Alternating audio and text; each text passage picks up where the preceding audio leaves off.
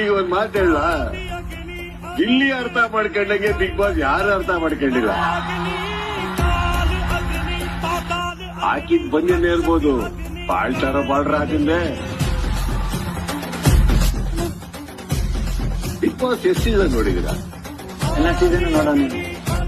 Preparation ಹೇಗಿತ್ತು? ಎಲ್ಲ ನೋಡ್ತಿದ್ರಲ್ಲ, ಇದ್ ಮಾಡ್ಬೇಕು ಇದ್ ಮಾಡ್ಬಾರ್ದು ಕೆಲವೊಂದು.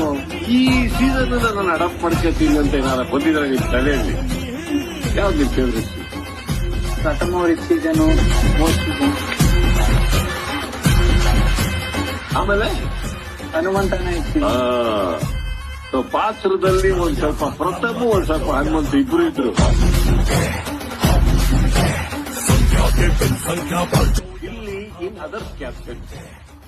ಈಗ ಗಿಲ್ಲಿ ನೀವೆಲ್ಲ ಗಿಲ್ಲಿ ಕ್ಯಾಪ್ಟನ್.